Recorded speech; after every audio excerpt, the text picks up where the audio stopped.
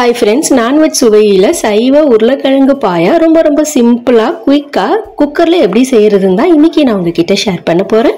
Welcome to Rahana's kitchen. Cooker பேன்ல 2 teaspoon எண்ணெய் விட்டுக்கலாம். எண்ணெய் காஞ்ச உடனே ஒரு பிரிஞ்சி இலை, கூடவே ஒரு சின்ன துண்டு பட்டை, 2 லவங்கம், ஒரு ஏலக்காய், 1/2 டீஸ்பூன் சோம்பு சேர்த்து தாளிச்சு விட்டுக்குங்க. எல்லாம் நல்லா பொரிஞ்ச உடனே நல்ல ஒரு பெரிய சைஸ் வெங்காயம் அல்லது மீடியம் சைஸ் வெங்காயமா இருந்தா 2 எடுத்துக்குங்க. நல்லா குட்டி குட்டியா சாப் பண்ணி சேர்த்து கூடவே வெங்காயம் சீக்கிரம் வதங்குறதுக்கு கொஞ்சமா உப்பையும் சேர்த்து வதக்கி விட்டுக்குங்க.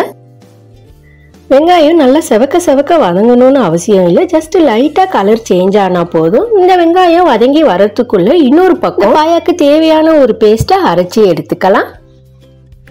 அதுக்கு மிக்ஸி ஜாரில் 1/4 கப் அளவுக்கு தேங்காய், அதாவது 1/4 மூடி அளவுக்கு தேங்காவை சேர்த்துக்குங்க. கூடவே 5-6 முந்திரி பருப்பு, 1/2 டீஸ்பூன் கசகசா,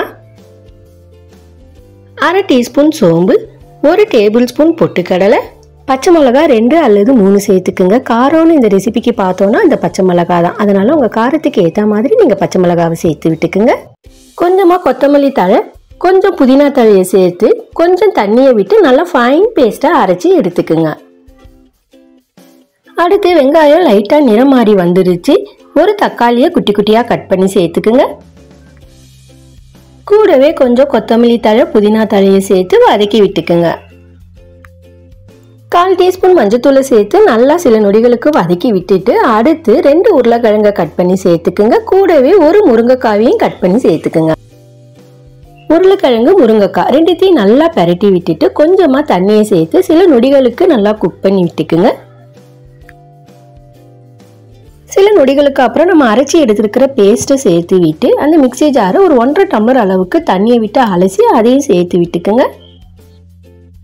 நல்லா கிளறி விட்டுட்டு உப்பு ஒரு தடவை செக் பண்ணி விட்டுக்குங்க. தேவைப்பட்டா இந்த ஸ்டேஜில் கொஞ்சம் உப்பு சேர்த்து விட்டுக்குங்க. ஒரு கொதி வர நேரத்தில் கொஞ்சமாக கருவேப்பிலையை தூவி குக்கர் பேனை மூடி விட்டுக்குங்க.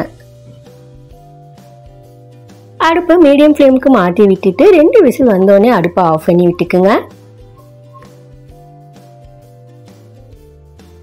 ஸ்டீம் எல்லாம் நல்லா இறங்கினதுக்கு அப்புறம் குக்கர் பேனை ஓப்பன் பண்ணி விட்டுக்குங்க.